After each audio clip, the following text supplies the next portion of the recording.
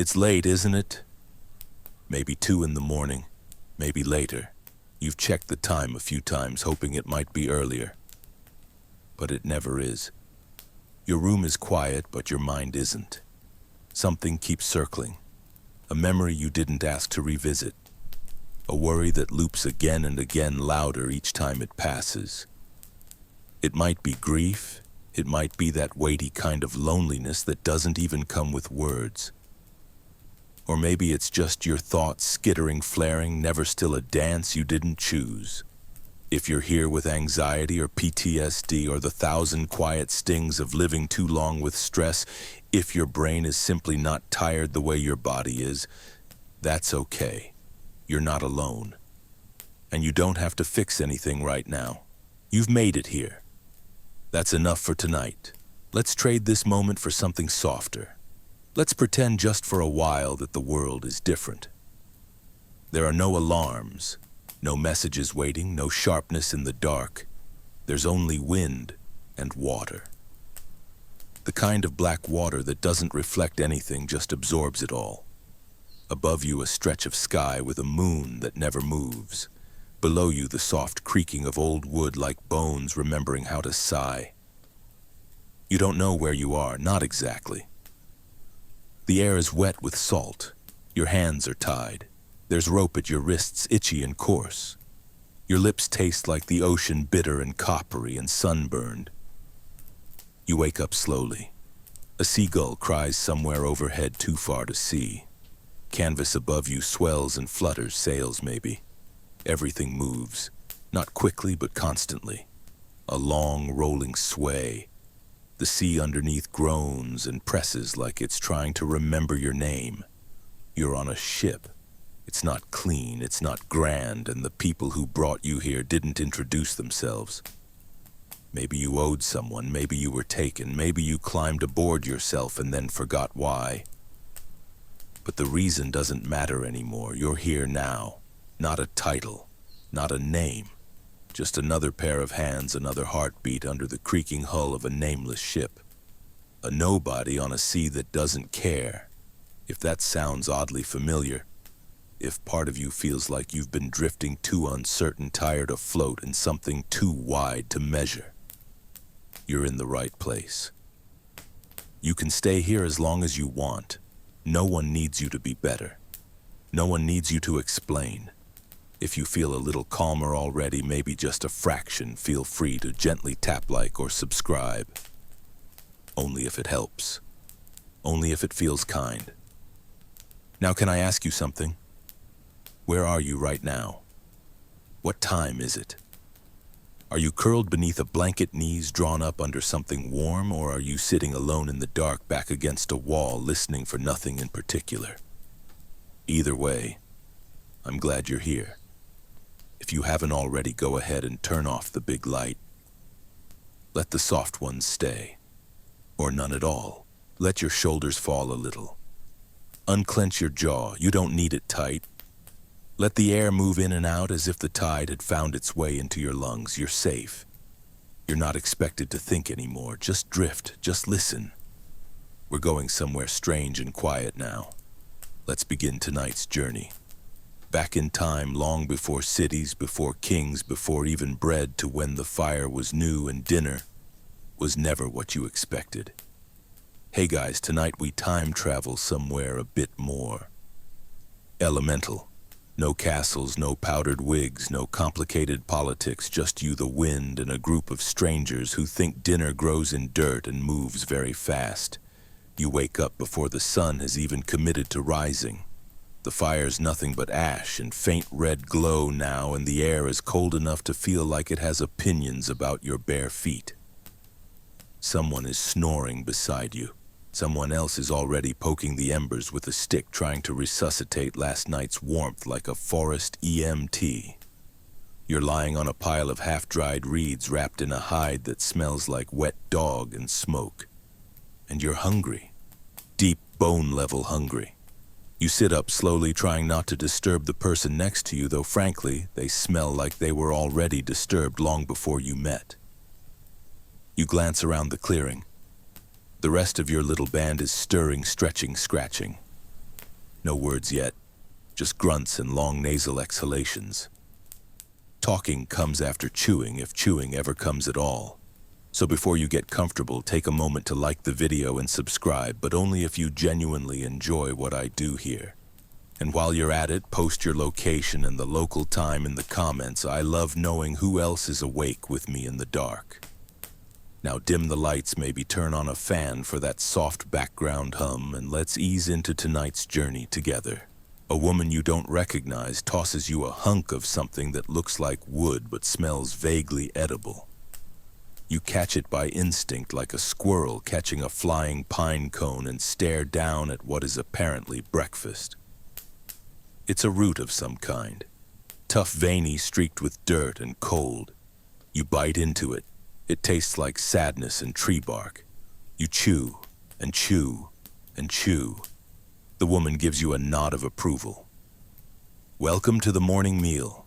No pancakes, no espresso, no elegant Instagram-worthy bowls of granola and tropical fruit. Just something ripped from the earth and barely scrubbed. You glance at the others. Some are munching the same root. Others are digging through the leftover coals with sticks, hoping a small rodent from last night might have wandered into the embers and self-cooked. No luck. This is the norm. In prehistoric times, breakfast was whatever hadn't rotted overnight or been dragged off by something hungrier than you. And yes, food safety wasn't so much a system as it was a dice roll. Historians still argue whether our ancestors deliberately chose to eat these gnarly tubers or simply ran out of options around winter. Your stomach groans, but it's a gentle protest, like it's resigned. You keep gnawing. Suddenly you hear a yelp of excitement. Someone's waving a fistful of bugs, black shiny beetles, the kind you normally avoid stepping on. But here, they're a protein jackpot. The woman with the bugs is grinning like she just found truffles in the dirt. She passes them around. You manage to avoid that treat this morning. Someone else grabs your share. Small mercies. There's no cutlery, no plates, just fingers and open mouths. A young boy uses a flat stone to crush a beetle before licking the goo off like it's a prehistoric lollipop. You look away. Too early for that level of intimacy with nature. And yet, despite it all, there's a strange rhythm to this. The fire crackles. Someone hums a tuneless melody while cleaning their teeth with a twig. The sun finally starts to show up, pale and half-hearted, as if it also didn't sleep well. Steam rises from the forest floor. Everything is damp: your hair, the ground, the food, even your thoughts. The smell is a layered thing, smoke, soil, something slightly rotting. The woman who gave you the root now peels bark from a tree and chews it slowly like it's chewing gum that might accidentally poison you. Turns out it's willow bark, and fun fact, it contains a chemical similar to aspirin. Quirky right pain relief in stick form. No pharmacy required. One of the elders mutters something and stands. Everyone quiets down. This usually means something's about to happen, either a story or an announcement, or sometimes just a particularly elaborate sneeze. This time it's a decision. There will be hunting today. The food stores are low. The mushrooms from yesterday made someone very weird. And if the group doesn't find meat soon, it's going to be another week of chewing memories. You're expected to go. Not because you're good at it. You're definitely not. You once threw a spear and it spun in a full circle before landing behind you. But you have legs and you're breathing, and that's enough to earn you a spot in the hunting party. You sigh and start lacing up your sandals, except of course there are no sandals. Just a bit of hide strapped around your foot with twine that cuts off circulation if you walk too fast.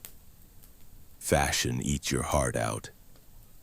The fire's a bit stronger now, and someone throws in a few dried animal turds to keep it going. You're told it burns better than wood. You choose not to ask whose idea that was originally. There's a long walk ahead. You stand, stretch, and feel every joint in your body complain. The woman who shared her root with you offers another piece. You take it even though your jaw is still sore. Survival doesn't come with dental plans. The forest waits wide and wet and full of teeth. And you're walking toward it. Because breakfast was awful. And you're still hungry. You follow the group into the tree's feet, squelching softly through damp undergrowth. Everything is wet. Leaves drip onto your shoulders. Your knees brush against ferns that glisten with dew or something pretending to be dew. The forest is dense, pressing in from every direction like it resents your intrusion. The silence isn't really silence, more like a layering of tiny sounds, insects churring, branches creaking, your stomach grumbling like it's trying to communicate in whale song. Nobody talks much. The hunters are focused. You pretend to be too. The man in front of you carries a spear longer than he is tall. The tip is stone, napped so precisely it looks modern, almost surgical. He carved it himself using only another rock and several hours of grunting frustration. You know because you watched. Prehistoric crafting is less DIY and more BYOW, bring your own wounds. Historians still argue whether these stone tools were used primarily for hunting or for butchering afterward, because, spoiler, most hunting was really sneaking up on something half dead and hoping it didn't turn around. Your legs are already sore, but no one stops. You trudge past ancient trees that feel like they've seen everything, fires, floods, maybe even other awkward people pretending to be hunters. One of the elders pauses at a tree trunk and touches it reverently. You think he's blessing it. Then you realize he's just relieving himself. Spiritual moment over. Hours pass. Or maybe it's minutes. Time is weird out here. You're walking, sweating, ducking under low-hanging branches that seem personally offended by your face. And still no prey. That's when someone mentions mammoths. Your ears perk up. Mammoth, like the mammoth giant shaggy-horned hamburger on legs. The one from cartoons and freezer aisle branding. Yes, that one. No, you're not hunting it. Mammoth hunting, it turns out, was not a daily occurrence. Too dangerous, too much effort. And according to modern analysis of butchery sites, much rarer than your imagination wants it to be. Historians still argue whether mammoths were actively hunted or simply scavenged after dying of age injury or tragic clumsiness. Either way, they were special event food, wedding cake tier food, not Tuesday morning hunger food. So instead, you're looking for deer, maybe wild boar, birds if someone remembered to bring the net made of braided grass, and mild optimism. But game is scarce. The forest feels picked over. Your party slows near a bend in the trail, eyes sharp, shoulders tight. You think you hear something. Hoof beats, the soft snap of a twig, your own heartbeat trying to start a rebellion. Then you see it. A shadow in the brush. Small, fast, probably a hare, or a ghost, or your imagination rebelling after too many carbs from root vegetables. The lead hunter gestures and everyone freezes. He moves like a ghost himself, silent, coiled, deadly serious. You hold your breath. The spear flies from his hand, arcs through the air, and thuds into a tree trunk. The shadow bolts away safe and smug. The hunter curses under his breath. You don't speak the language, but you understand disappointment in every tongue. Still not a total loss. Someone spots a cluster of birds' nests in a low-hanging tree. Eggs. You climb because you're new and because rookie with good balance is apparently a job title now. The bark is slick. Your fingers slip. A twig jabs you somewhere intimate. But you make it up just barely and grab 2 warm eggs from the nest. You almost drop them, but you don't. Victory. The descent is less graceful. You hit the ground with a satisfying oof, but the eggs are intact. People nod. Someone claps you on the back too hard, like you just won a medal. You'd trade all this admiration for a protein bar, honestly. The party decides to loop back toward the river. Maybe there will be fish, or someone else's leftovers. You trudge along, egg thief extraordinaire, wondering how many calories you've burned foraging ingredients for what amounts to prehistoric scrambled disappointment. Eventually you stop. Everyone crouches. You follow suit, bones creaking like a haunted xylophone. Up ahead, a small stream. In it, a deer. Young, distracted, sipping water as if it's not about to become dinner. The silence stretches. Then motion. The leader throws again. This time the spear flies true. A clean strike. The deer leaps, stumbles, collapses. The forest goes still. You're not sure how you feel. Relief, excitement. Guilt. All three mashed together like a stew of moral ambiguity. But dinner is dinner, and the group wastes no time. They move in quickly and efficiently. The butchering begins, and no part of the animal is wasted meat. Sinew, bone, hide. Everything has a use. Someone even scoops up blood into a hollowed-out gourd. Rich in iron, they explain. You nod like that makes sense, trying not to gag. The smell is overwhelming, metallic, earthy, honest. You're handed a chunk of meat. It's still warm, still quivering almost. Someone offers you a flint blade. You hesitate, then you slice. The blade is sharper than anything you've used before, stone, but cruelly precise, like the forest taught it to cut. You skewer a strip of meat onto a green stick and hold it over a fire that someone lit with lightning speed friction.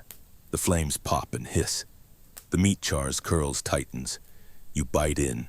It's tough, chewy, bloody at the center. But it's meat. Real, actual meat. And right now it tastes like heaven. You're still chewing when someone pats your shoulder and hands you something else this time, a leathery scrap with a sour smell that makes your eyes water. You blink, take it politely, and wonder if this is dessert or a dare. It's not meat, not quite. You bring it to your nose and it fights back.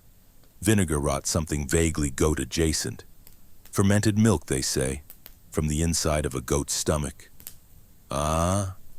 You look around. Everyone else is sipping or chewing it like it's a delicacy. And in a way it is. Prehistoric preservation wasn't about taste. It was about not dying. This clump of creamy funk is what's left after days of letting milk curdle, ferment, and practically develop a personality inside an animal's gut. And somehow this is the good stuff. Historians still argue whether this method was discovered by accident or desperation, but let's be honest. Those two tend to hold hands in prehistory. You take a bite. It's sour, fizzy, strangely warm. Your tongue recoils, but your stomach perks up like a dog catching a whiff of bacon. It wants more. You oblige mostly out of peer pressure and a deep fear of offending the man with the sharpest spear. As the sun moves overhead, everyone settles down to rest. The hunt was successful and no one wants to push their luck. People recline under trees, hide scraps of meat in woven pouches for later, and let the food settle. A few children play with pebbles, pretending they're animals. A girl turns a stick into a pretend spear and mimics the hunt. You watch her throw. It's better than your first attempt. The fire's still burning. Someone adds damp moss to it, creating thick smoke that drives away flies and neighbors alike. The smell is less offensive than you expected. Kind of woodsy, a hint of mildew and toasted earth. Honestly, it beats the goat yogurt. A man beside you points at the moss and mutters something about holy smoke. You don't catch the words, but the reverence is obvious. Apparently, they think it keeps spirits away, or invites them, or maybe both. Historians still argue whether prehistoric smoke rituals were symbolic or just practical pest control. Either way, the bugs hate it, so you're on board. You glance up. The canopy above filters the sunlight into threads of gold and green. A bird calls once, then falls silent. The world is hushed in a way cities never are, quiet but alive. You take a deep breath and realize something strange. You're not anxious right now. You're not thinking about bills or regrets or inboxes. You're just here. Hungry, tired, mildly queasy, but present. Someone offers you a flatbread of sorts. More like a thin cake of ground seeds and water slapped onto a hot rock and cooked until it's crisp on the outside and gritty on the inside. It tastes like ambition. but it fills the cracks the meat couldn't reach. They don't call it bread because words like that don't exist yet. But this is proto-bread seeds crushed with stones mixed with water, then dried or roasted. Technically, food emotionally confusing. Still, it's a culinary upgrade. The seeds used are ancient ancestors of things you might recognize today. Einkorn, emmer, wild barley. Nothing fluffy, nothing with a crust. But it's something your jaw can win against, which is progress. One of the elders tells a story. You don't know the words, but you catch the rhythm. It's about an animal, a mistake, a long journey, and laughter. There's always laughter, even when the stories aren't funny. It's how they end things here. With a laugh, or a shrug, or a fart loud enough to startle the birds. You lean back, stretch your legs, and rest against a rock that's been sun-warmed to a perfect nap temperature. Your belly is fuller than it's been in days. Or it would be if you'd lived here for real. You close your eyes and let the moment stretch out like old leather. But there's no such thing as true rest for long.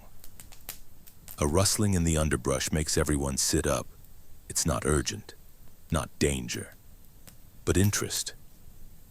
A woman returns from a short forage run with something cupped carefully in her hands. Mushrooms. You knew it was coming. There's a sharp inhale from the group. Mushrooms are drama. Every prehistoric community has its opinions. Which ones are safe? Which ones open your mind? Which ones open your stomach from the inside out? The woman sets them down, pale, small, a little bruised. You hear murmurs, a few nods, a few head shakes. One man steps away and crosses himself, or at least performs the prehistoric version, which might just be scratching his shoulder dramatically. Historians still argue whether early humans had reliable systems for mushroom identification, or whether they just watched who died and took notes. Tonight's gamble. These are probably fine. No one volunteers to eat them first, which means it's either the elder or the newcomer. Guess who that is? You. The elder hands you a piece, a quarter of the cap, tiny, innocent, mildly terrifying. You chew. It's earthy, slightly bitter, not awful. You wait. Everyone watches. 30 seconds, a minute, no hallucinations, no vomiting, not even a rash. You survive the taste trial, and suddenly the whole group dives in, tearing the mushrooms into strips and tossing them onto hot stones near the fire. Cooked, they smell better, richer. Less like old leaf mulch, more like anticipation. The meal continues casual and unceremonious. You chew sip water from a leaf-lined bowl and listen to the fire sigh. Someone sneezes. Someone snores. The forest leans in closer branches, heavy with secrets. And for the moment, you belong here. Among these people. In this place. In this weird, smoky, root-flavored world where meat is rare, mushrooms are a gamble, and your role, oddly enough, is food taster. Congratulations. The jungle closes in again like it's trying to erase the trail behind you. If you turned around now, you might not find your way back. Not that you'd try. Back doesn't exist anymore. There's only forward, and even that feels questionable. The sun is directly overhead now, stabbing through gaps in the canopy in thin, punishing shafts. Every one of them seems aimed directly at your eyes. You tilt your head forward, squinting under the shaggy animal hide hood someone lent you, but the glare still finds you. Your shirt clings to your back like it's trying to escape the heat by fusing with your skin. Someone coughs behind you. Dry and hacking, the kind of cough that comes from weeks of breathing damp dust smoke and whatever else floats through this air. You hear someone pass a canteen. You hear the grateful sound of swallowing. You don't ask for a sip. You've still got your own, and rationing is more habit than necessity now. Ahead, the leader stops walking and consults his map again. The map, of course, is mostly guesswork. Rain smeared one corner last week. Another got torn when Jenkins fell on it. Still, he frowns at it like it owes him an apology and points toward a narrow trail that winds up a ridge choked with vines. You follow. What you're looking for allegedly is small game. Rabbit, squirrel, maybe even a bird or two. Something realistic. Manageable. Definitely not mammoth. That word comes up again, mammoth, and someone scoffs. You remember the myth, the big shaggy creature with tusks like tree trunks. The truth is less heroic. Historians still argue whether mammoth meat was a dietary staple or a once-in-a-generation feast. Evidence from kill sites suggests that most of the time people didn't hunt them, they found them. Already dead. Already still. Already rotting. Because hunting a mammoth is madness. They're huge, unpredictable, aggressive. They don't fall neatly to a single spear or even 5. Bringing one down takes planning, terrain luck, and the kind of teamwork that usually only emerges when several people owe each other favors or blood. But the stories persist. You've heard them even back at camp. Glorious tales passed down from cracked lips around smoky fires, stories that leave out the frostbite and fractured skulls, the starvation weeks afterward, the mourning songs for people crushed under all that prehistoric hamburger. You've stopped believing them, which makes you one of the smart ones. Instead, your hunting group has settled for less dramatic fare. And then someone spots it. Movement. You hear the rustle before you see it. Something small, fast, a flash of brown across a clearing. Everyone freezes. You hold your breath so tightly your ribs start to ache. The hunter to your right draws back his arm. A stone dart, sharpened and weighted, flies from his fingers and disappears into the brush. Silence. Then a thump. Then a squeal, and finally a cheer. Someone bolts forward, bushknife in hand, and returns a moment later holding a small animal by the hind legs. Not a deer, not a bird, a wild piglet. Not much meat, but more than mushrooms. It's squealing in protest, alive and furious, kicking with miniature hooves. It'll be quick. You don't watch. Instead, you help clear space for the fire. There's a kind of ritual to it now, gathering dry sticks, building a teepee of kindlings, striking sparks with flint and quartz. The first puff of smoke earns a grunt of approval. The flames catch, and soon the smell of sizzling skin fills the air. You're not sure how you feel about this part. The meat cooks fast over such a small fire. The fat pops, the hair burns off. It smells primal.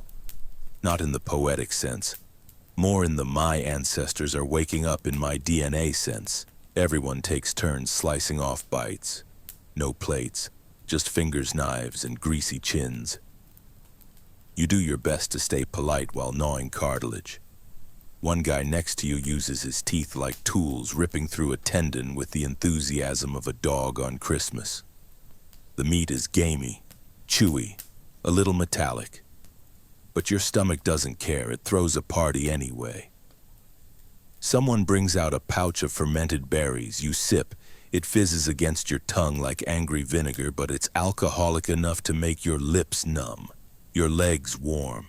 The world softens at the edges.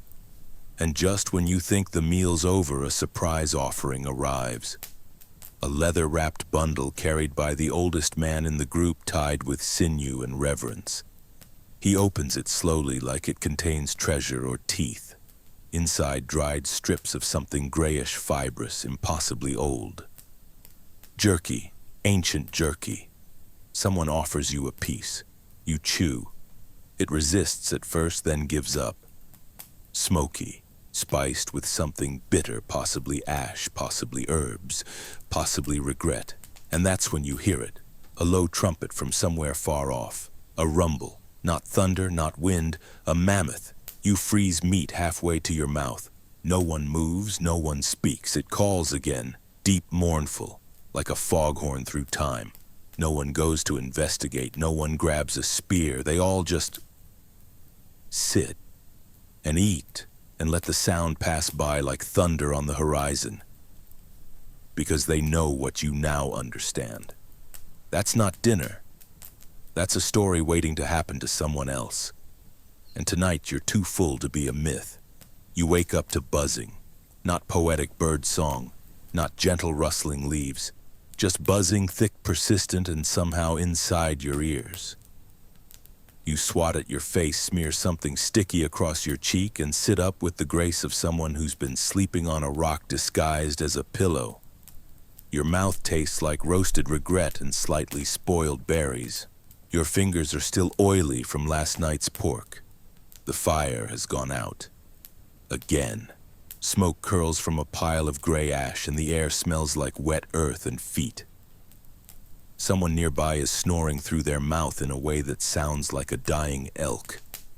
Someone else is already poking through the leftover bones from dinner, looking for anything worth gnawing. You stretch. Something pops. Possibly your back. Possibly your dignity. And then, as if summoned by your semi-conscious hunger, someone calls out from the trees with a note of cautious excitement. It's the foragers. They're back. You walk over and find a cluster of your group gathered around a hide sack filled with what can only be described as suspiciously colorful things. Roots, leaves, and of course mushrooms. But the real prize is a clutch of pale eggs still nestled in scraps of moss. And something else. Berries. Tiny blue-black, glossy like wet marbles. A woman holds them up proudly. Everyone leans in. There's a shared hush, the kind that only comes when you're trying to remember whether a plant made someone vomit last season. Berries are dangerous in the prehistoric world. They look innocent, sure, but eat the wrong ones and you'll be hugging the dirt like it's a long-lost relative. Historians still argue whether early humans had a formal method of identifying edibility, or whether it mostly came down to watch who doesn't die. Someone gestures for you to try one. Naturally, you pluck a berry and roll it between your fingers. It's firm, smooth, smells like nothing. You glance around. No one else is volunteering. Of course not. You're the new one. The taste tester, the canary in the foraging mine. You pop it into your mouth. Sweet, surprisingly sweet. Not cloying, just soft and earthy, like the idea of dessert if dessert grew on bushes and sometimes caused hallucinations. You wait, count to 10. No tingling, no immediate gag reflex, no psychedelic visuals. You give a small nod. Relieved, everyone dives in. The foragers pass around the rest of the morning haul tubers that look like angry potatoes, some unfamiliar leaves that smell like licorice and grass, and a mysterious pouch filled with what can only be described as slime with ambition. It's honey. Kind of. Actually, it's bee larva mash with wild nectar. You stare at it for a moment, unsure where you end and your dignity begins. But someone dips a finger in and smacks their lips like it's a 5-star dessert. You follow. The texture is wrong. Slippery, pulpy, too warm. But the flavor strangely rich. A little tangy. It reminds you of cough syrup with dreams. Your stomach seems into it, though. Maybe because it didn't require hunting or chewing or getting yelled at by elders. A few kids gather sticks and start smacking them against trees. One boy finds an old log and flips it, revealing a swarming buffet of beetles and larvae. They all squeal with delight. You try to look excited. Here's the thing no one tells you in school: bugs were on the menu long before kale. Rich in protein, easy to find. No chasing required, just bravery and a flexible gag reflex. Someone hands you a flat, charred cricket on a piece of bark, like a prehistoric canapé. You stare at it. The legs are still attached. The eyes seem judgmental. You eat it. Crunchy, nutty, salty somehow. Not bad.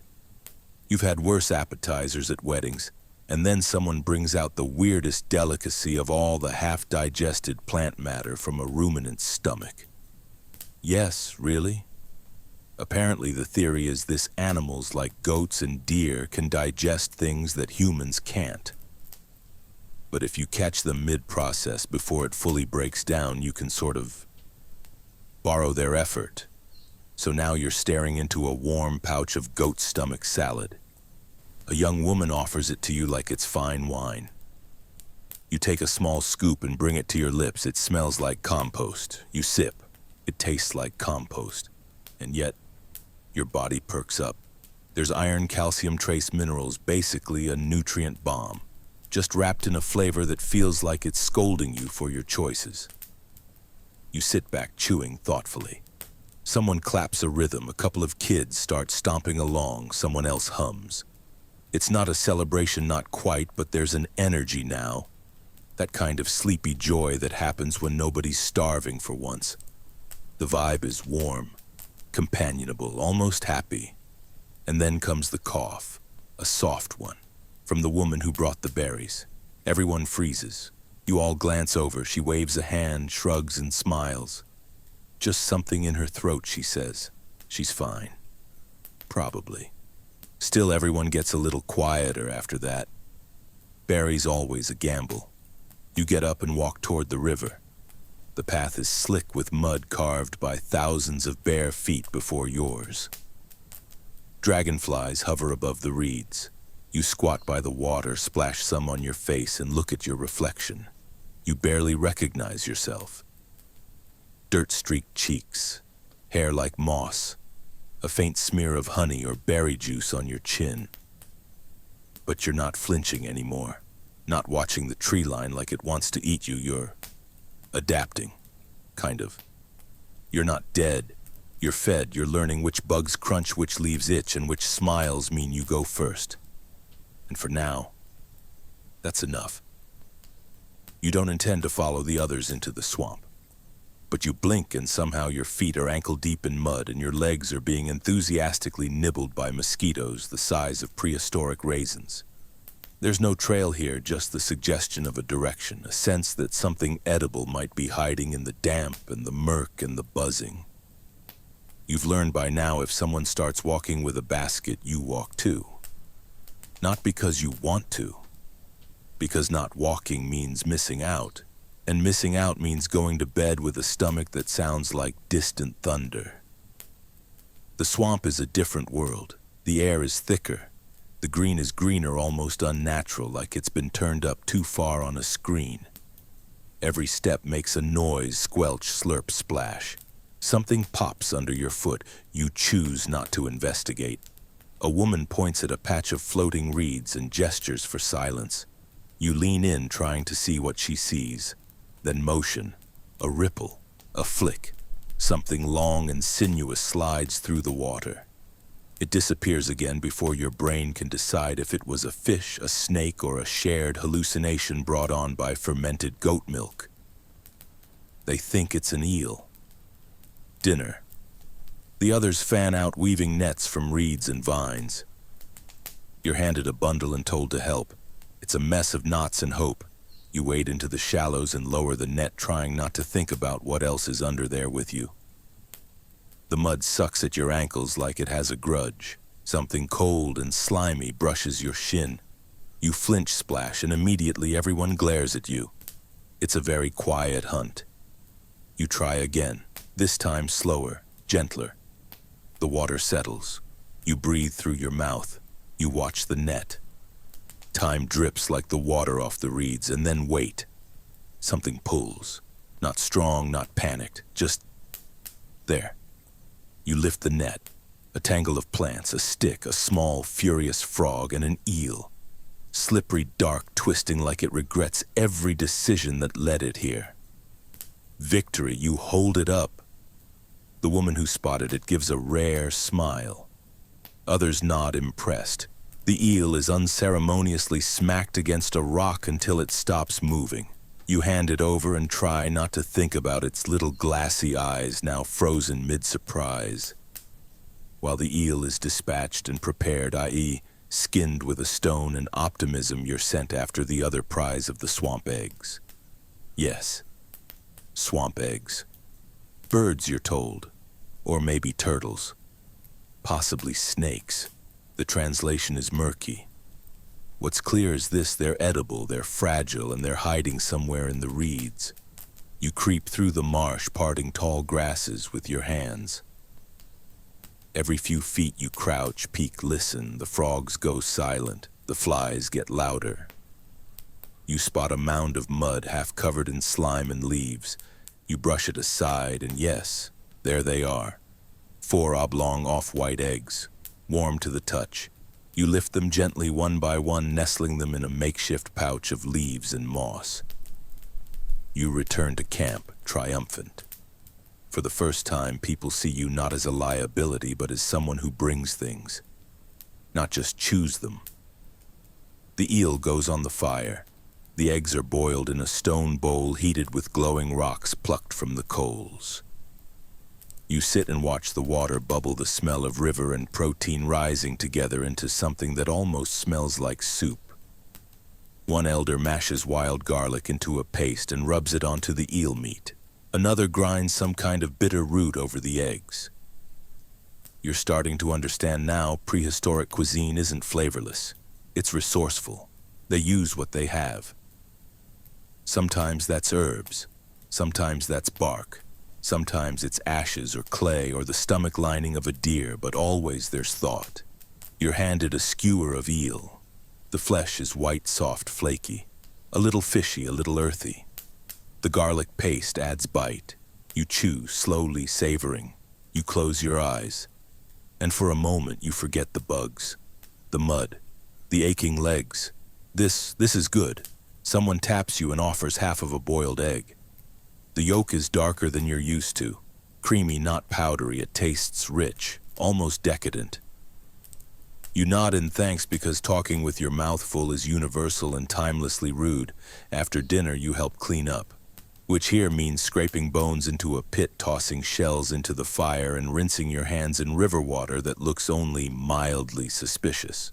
The group gathers in a circle again, not to eat, to rest, to process, to laugh softly and lean against each other in the blue twilight. One of the elders takes a long hollow reed and begins to blow gently across the top. A low mournful sound emerges somewhere between a flute and a sigh. Others hum along. No words, just sound. Music prehistoric edition. You let it wash over you. You're not thinking about the mud between your toes anymore, or the taste of bugs, or the fact that you're basically wearing a blanket with holes. You're full. You're safe. And for now, that's all anyone here ever asks for. The next morning begins the same way, with aching limbs, an empty stomach, and a suspicious smell in the air, but this time it's not smoke. It's a roasted something.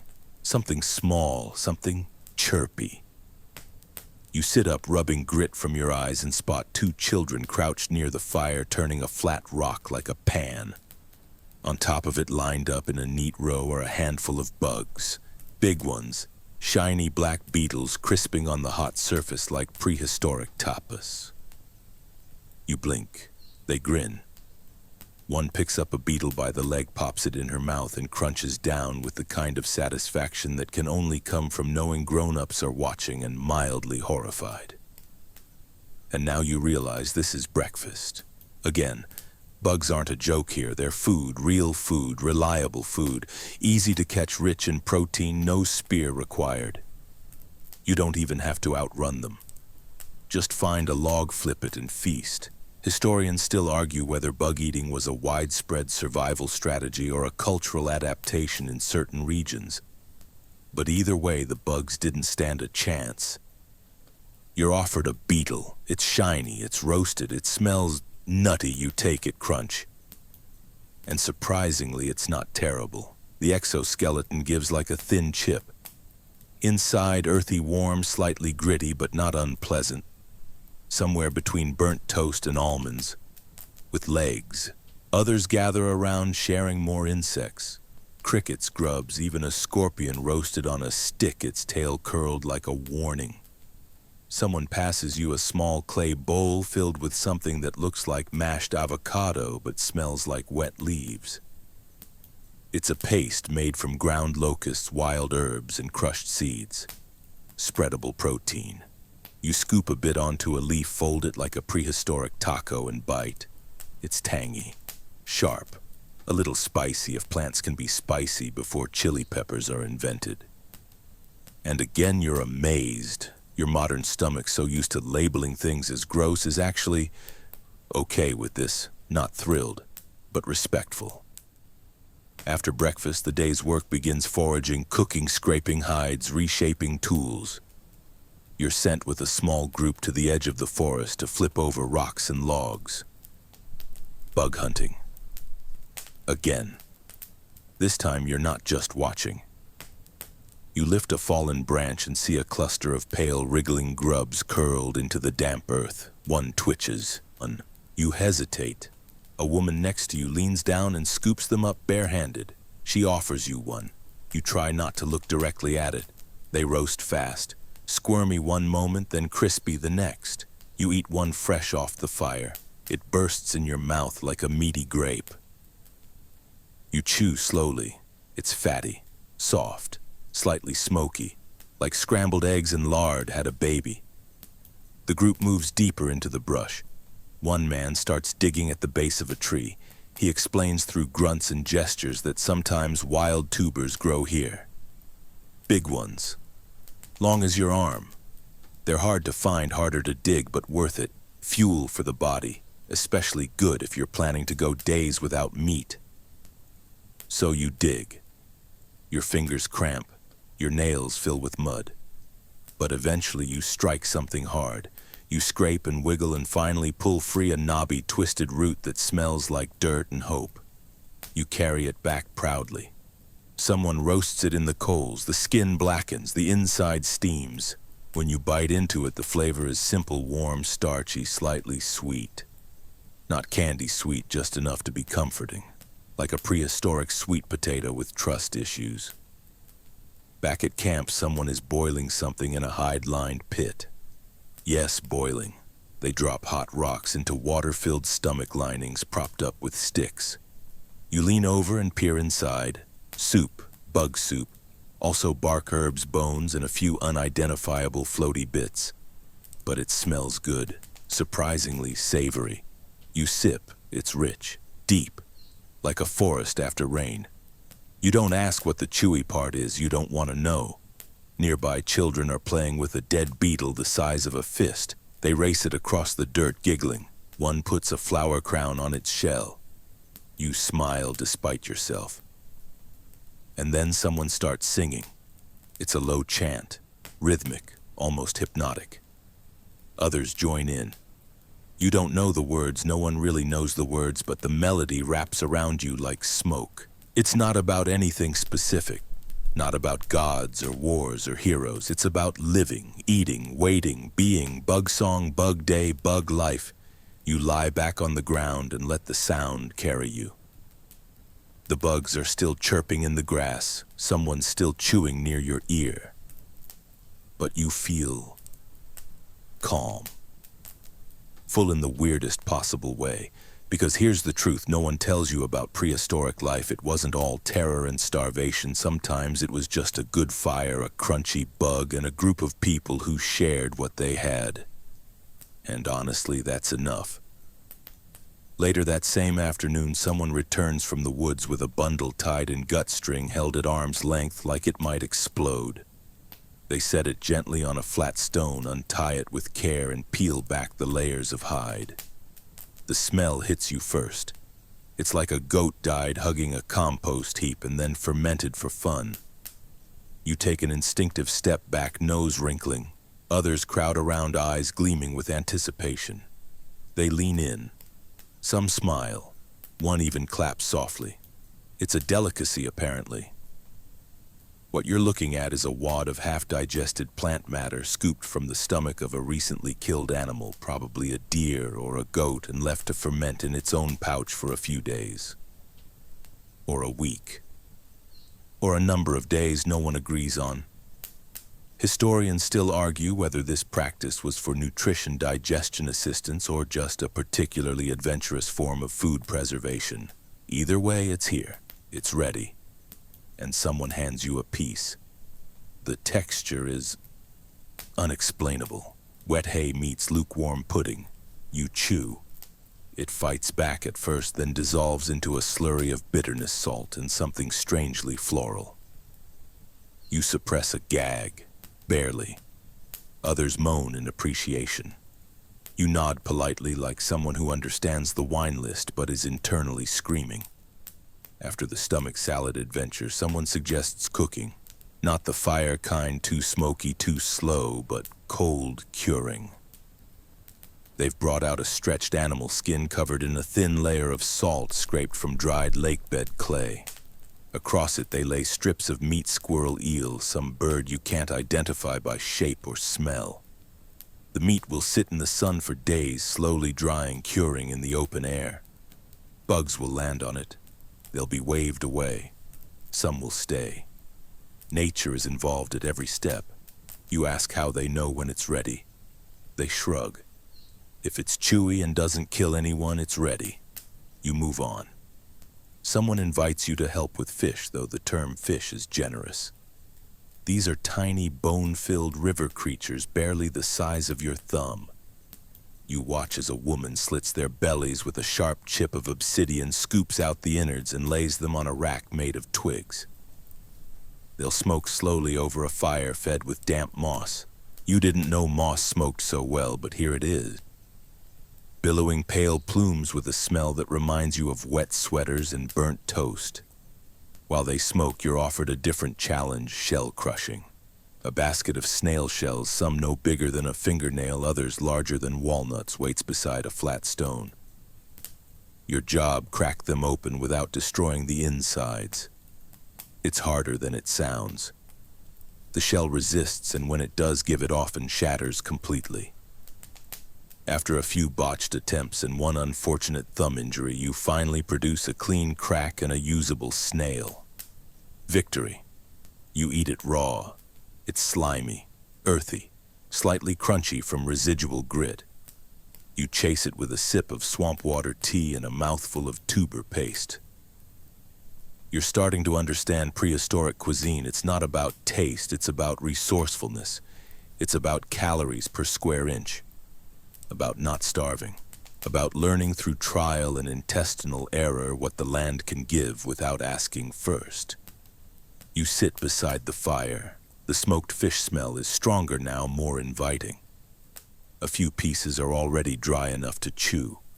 You try one. Salty, bony. But the flavor clings to your tongue like it means it. You nod to the woman who made it. She nods back. Respect shared in silence. The group relaxes again.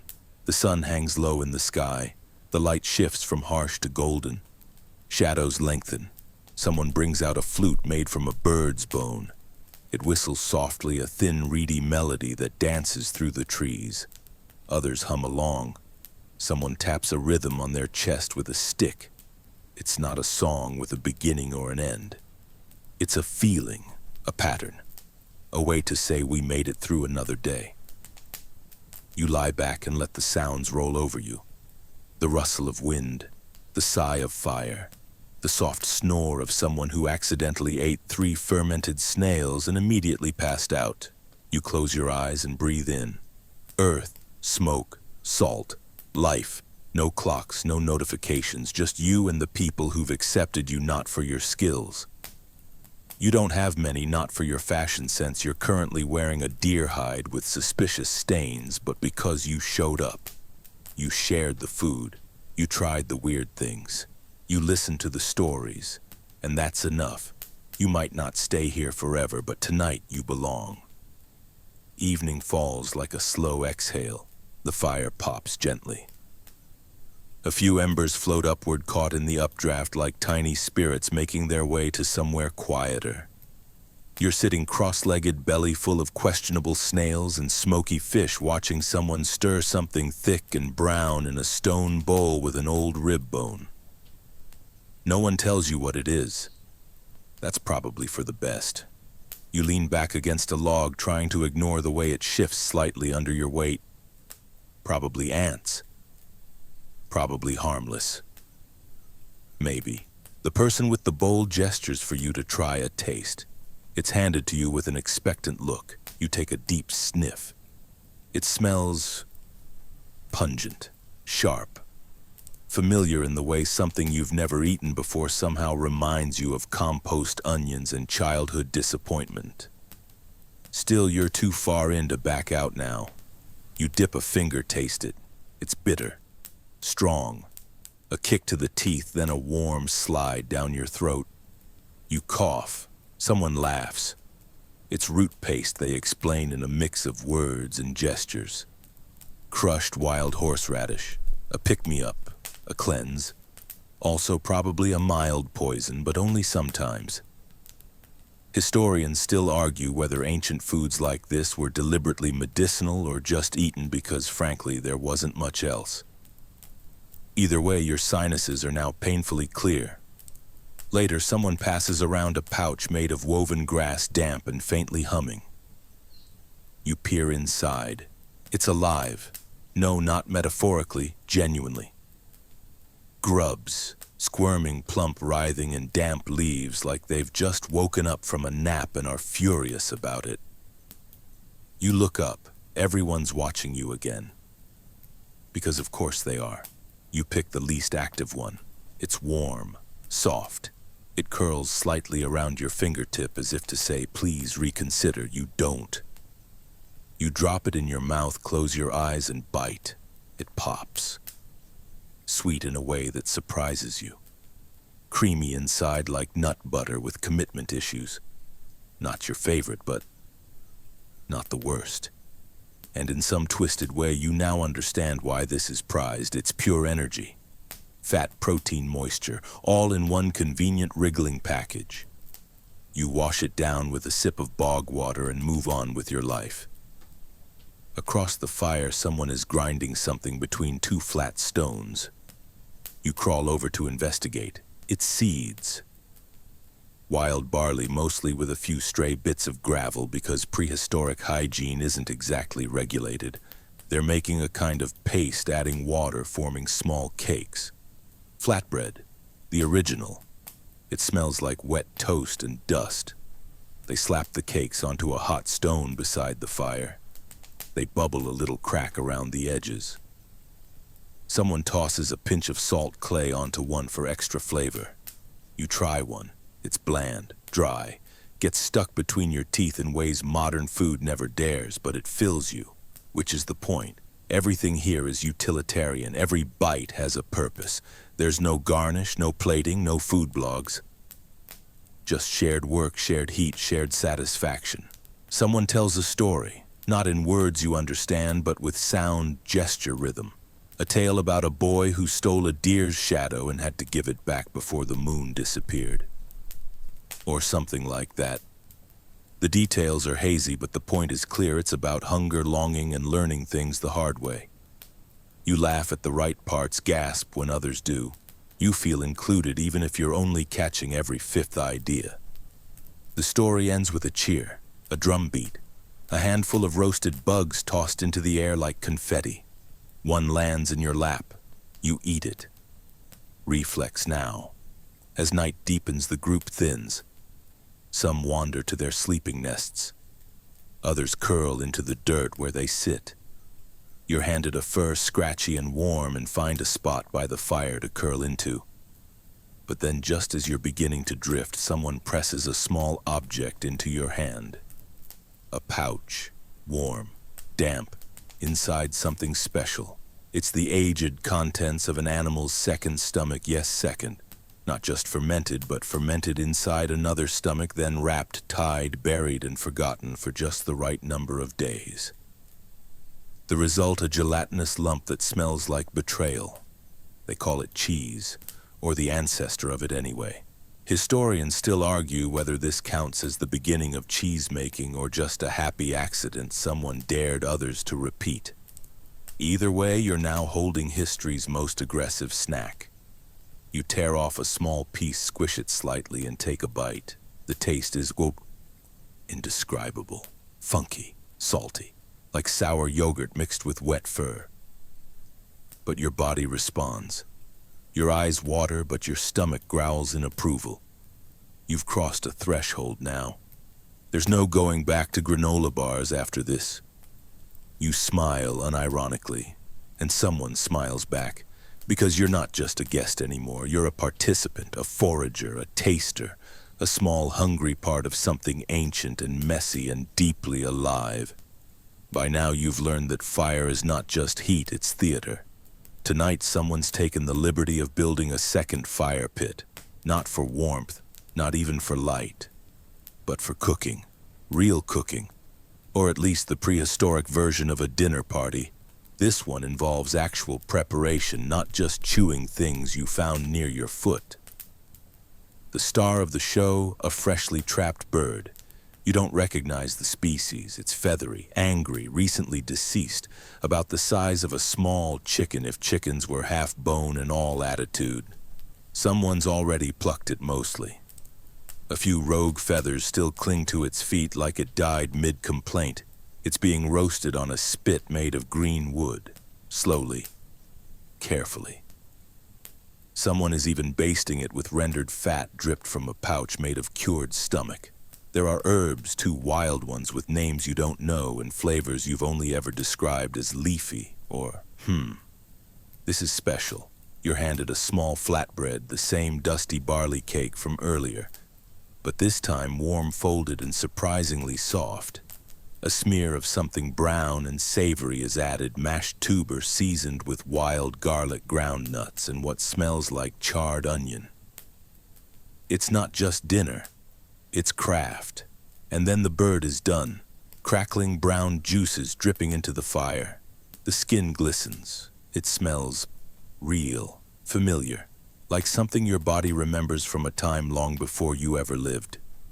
They carve it with a blade of sharpened bone. No forks, no plating, just pieces torn and passed by hand still hot. The breast is stringy but rich. The leg tastes like effort. You chew slowly, savoring each bite like it might be your last, because let's face it, it very well could be. Across from you, someone's grilling something else, a handful of skewered frogs. Yes, frogs, skinless, spindly, folded over like tiny acrobats in a heated yoga class. They sizzle as the flames lick at their legs. You're handed one and the meat falls from the bone with surprising tenderness. It tastes, well, like everything else you've eaten lately, slightly muddy, slightly smoky, and entirely dependent on how hungry you are. Tonight it's delicious. There's laughter around the fire, real laughter. Big belly sounds unfiltered and unhurried. Someone makes a joke, possibly at your expense, given the glances, but it's affectionate. You're the odd one, but you're their odd one now. The newcomer who eats bugs and doesn't complain. Much. A woman offers you a pinch of salt. Salt. It's precious. Not the refined kind you know, but grayish flakes chipped from rocks near a dried-up riverbed.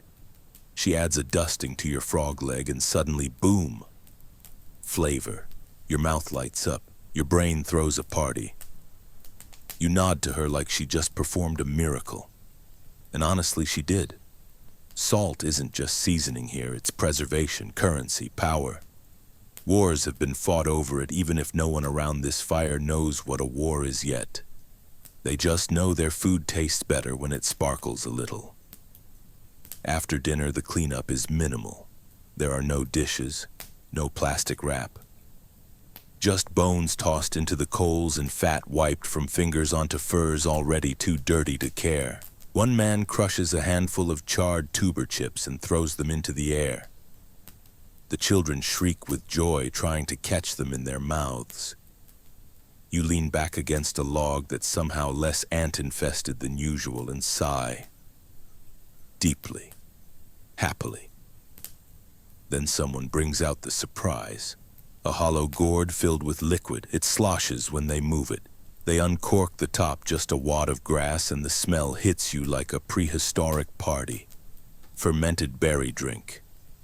You're not sure if it's wine or vinegar or something in between, but you take a sip. It's fizzy, sweet, sharp, and very, very effective. Your limbs go warm. Your head starts to sway. Someone starts a low song and you hum along without knowing the words. You don't have to. The melody is enough. The stars come out brighter than you've ever seen them. No lamps, no glow from a city, just firelight and sky. You lie on your back in the dirt, staring up at infinity with frog grease on your fingers and warmth in your belly. You never expected this to feel like home, but here you are. There's one more bite before sleep, a scrap of dried meat, chewy and smoky from the batch started 3 days ago. You suck on it like candy, letting it soften slowly. You wonder what it is. Someone says weasel. You nod and keep chewing, because by now you've learned not to ask, you just eat and trust the fire. You wake to rain, not a storm, not thunder and drama.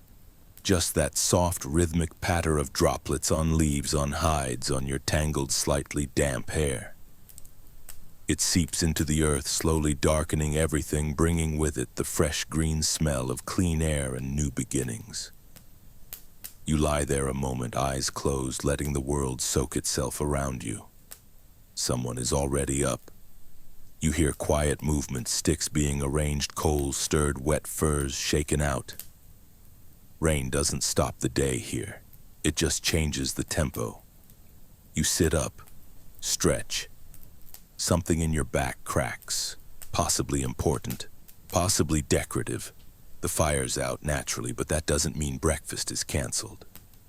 A woman with arms like braided rope is crouched near a steaming pit. She's pulled a tarp of bark and hide off what looks like a bundle of something.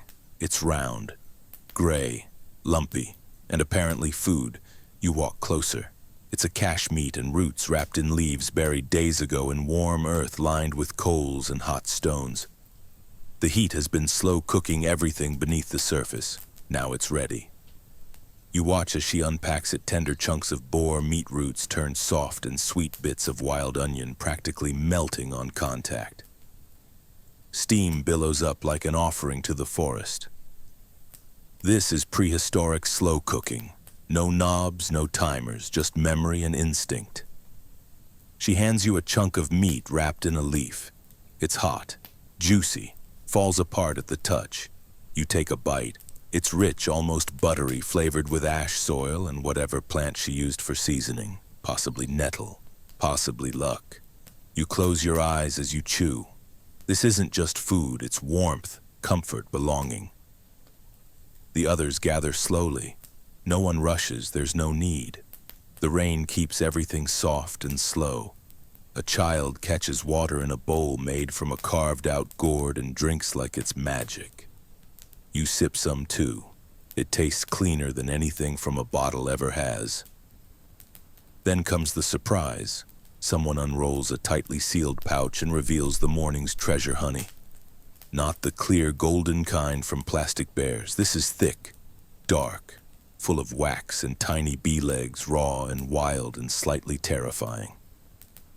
It smells like flowers and fear. They pass it around. You dip a bit of root into it. The contrast is absurd, sugary, earthy, sticky. You lick your fingers like a child, grinning. Someone chuckles. They get it. Honey is rare here. Precious, sometimes traded, sometimes stumbled upon. Historians still argue whether it was harvested regularly or seen as a rare, dangerous treat. You decide it's worth every sting. A few others start mixing things, tuber paste, smashed berries, a splash of fermented goat milk. The result? A proto-porridge spooned into bark bowls with sticks shaped like paddles. You try it. It's weird. And also, oddly satisfying. The rain softens. Mist curls through the trees. Someone stirs the fire back to life, smoke curling upward, lazily blending with the clouds. Later in the day, the group goes foraging again. You follow feet squelching in mud hair, dripping. You find mushrooms, wild greens, a bird's nest filled with tiny pink-feathered chicks that no one touches, they're too young. The mother squawks from a branch above and you all move on in silence. Ethics, it seems, are older than language.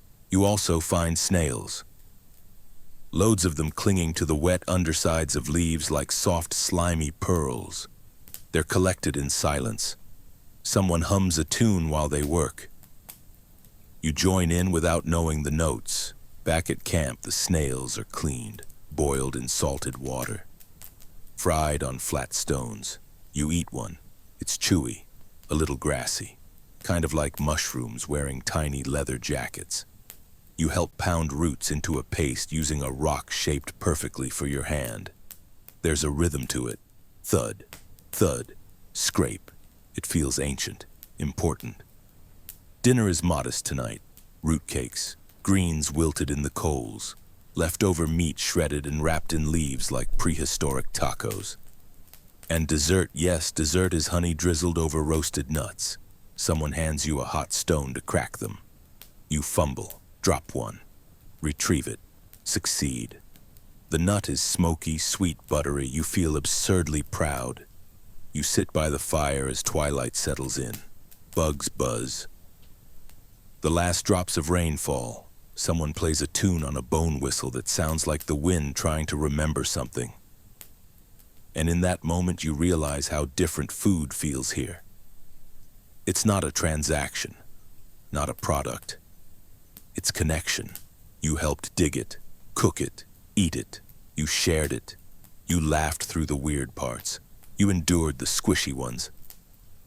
And now, full and warm, you lean back and stare at the stars breaking through the mist above the trees. You're not thinking about labels, or diets, or ingredients you can't pronounce. You're thinking about that honey. And maybe, just maybe, you'll dream about bees. You wake with sunlight on your face and a strange sensation on your cheek. You reach up still half asleep and brush off a stray beetle who was clearly under the impression that your head was an acceptable place to nap. You blink into the daylight. It's warm. The air smells like damp moss and whatever's currently burning in the cooking fire. You roll over and groan softly. Your stomach is already curious about breakfast, a dangerous curiosity given what breakfast usually means here. Today, though, something's different. There's a buzz of anticipation in the camp, a feeling in the air like something's being planned, something organized. You see bundles being packed, spears gathered, baskets sorted. There's chatter louder than usual, focused. You ask what's happening. Trade, not a big event, just a meeting with another nearby group. Happens every few weeks, weather permitting. They bring fish or salt, sometimes strange fruits. Your people bring smoked meat, tools, gossip. Trade in the prehistoric world isn't currency, it's connection, it's survival. You're invited along, you the semi-competent eater of bugs, the sometimes useful forager, the surprisingly quiet walking stomach. It's an honor. Kind of. The journey is short, just a few hills and a stretch of forest, but it's muddy and you slip twice. On purpose, maybe. No one helps you up, but a few people grin. You're part of the group now. You get to fall with dignity. At the meeting place, the two groups approach each other cautiously. Not hostile, just wary. They don't wave. They don't hug. They nod. They glance. Then someone pulls out a bundle of dried fish tied with sinew and still carrying a faint smell of the sea. Your group lays down its offering strips of smoked squirrel and a small sack of roasted seeds. The exchange is quiet, practical, efficient, but then something new. One of them, an older woman, unrolls a pouch and reveals several round objects. Fruit, bright, orange, bruised but stunning against the greens and browns of the forest. You haven't seen color like this in days. You're allowed to take one. You do reverently. It's soft in your hand, slightly sticky. You bite into it, sweet, juicy, acidic in a way that wakes up every tired corner of your mouth. You close your eyes and chew slowly, trying not to make the sound of someone falling in love with a piece of produce. The woman watches you, smiles. You give her a piece of your squirrel meat in return. She accepts it like it's treasure. Maybe it is. This is how knowledge moves. Through food, through sharing, through trade that carries not just goods, but methods. One of your group members starts asking questions about how the fruit grows, Another points at the drying nets the other group uses for fish. There's pantomime, grunting, laughing. No translators, just intention. You realize that even thousands of years ago, people weren't hoarding. They were collaborating. Historians still argue whether prehistoric trade was widespread or incidental, but standing here, you can feel it. It wasn't just about need. It was about novelty, curiosity, discovery. Someone offers you a new kind of nut, pale and spiral-shaped. You try it, crunchy, a little bitter, good with honey. Someone gestures. You nod. Everything's better with honey. By midday, the exchange is over. The bundles are packed. Farewells are short. Just a few grunts and hand gestures that might mean thanks or see you when the moon is smaller. You walk back with a bag full of fish, 2 extra fruits, and something wrapped in leaves that smells like moldy cheese. You're told not to open it until dinner. You take their word for it. Back at camp, the excitement is real. Everyone gathers to see the haul. The fish is laid out to smoke. The nuts are roasted over hot stones, and the fruit shared like a festival prize. You get a second piece. You eat it slower this time. You savor it like it might be the last sweet thing you'll ever know. That night dinner is an odd mixture. Squirrel with salty fish, fruit slices over root mash, and the mystery bundle mushrooms, of a kind your group's never seen before. There is, of course, a vote. Try it now or wait and test it on the goats. Everyone looks at you, naturally. You cut a slice, hold it to your nose. It smells earthy, strong, like something that grew under a tree that resents being touched. You eat it. Everyone watches, you wait. No dizziness, no flashes of ancestral trauma. Just warmth, a bit of spice, a slow blooming in your chest like someone lit a candle behind your ribs. The group cheers softly. One person claps. Approved. The mushrooms are diced, stewed with herbs, and served with the smoked fish. The result? A meal that tastes like rain and fire and strange friendships. You sit near the flames afterward, picking bits of fruit skin from your teeth, and watch someone sketch in the dirt with a stick a crude map of the trail you took today. Trade routes, you realize, don't always start with gold. Sometimes they start with squirrel and a smile. And sometimes that's enough to keep history moving. You don't mean to eavesdrop.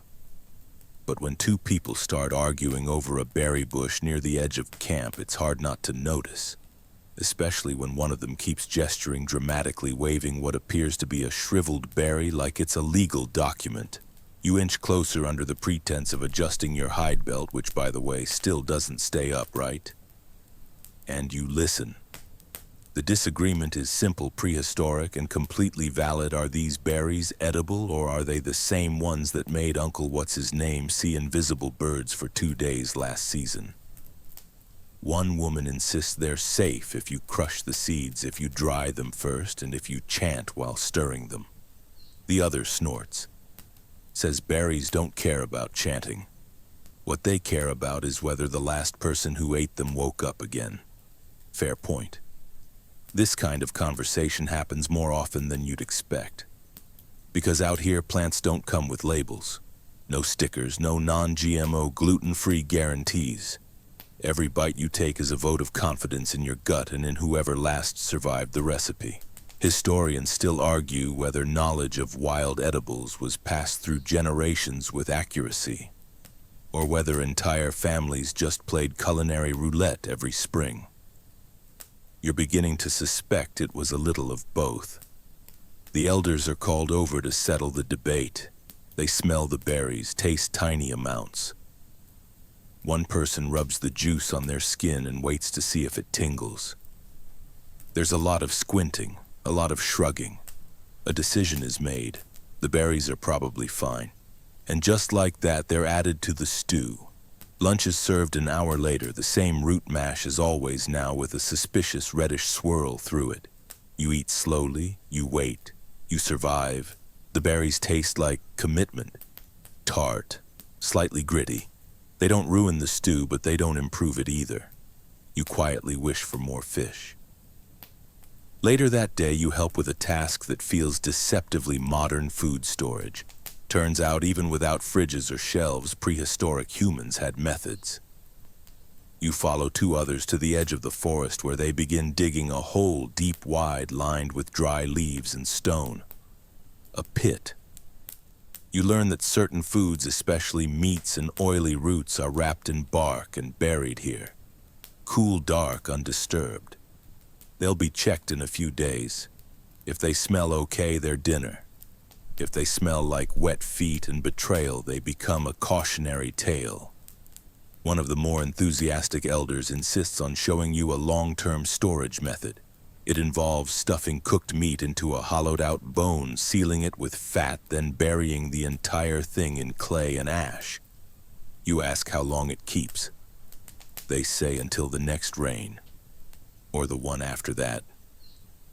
Vague, but weirdly comforting. You carry a bundle of smoked fish to the storage pit and lower it in. As you do, you realize this isn't just about keeping food safe, it's about trust.